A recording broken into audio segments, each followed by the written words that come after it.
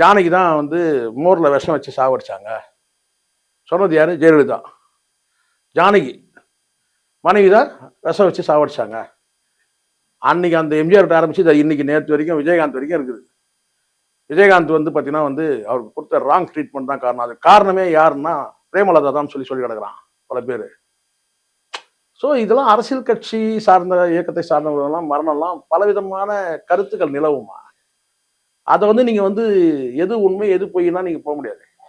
இன்னைக்கு வரைக்கும் நீங்க எத்தனை மரணங்கள் இருக்கு. இந்த ஜெயலலிதா கூட தான், அதே ஜெயலலிதா வந்து அப்போலோ ஹாஸ்பிட்டல்ல இறந்தாங்க. அவங்க அந்த மரணம் இன்னும் வந்து பார்த்தீங்கன்னா விசாரணை கமிஷன்லாம் வச்சாங்கல்ல இந்த மரணத்துக்கு.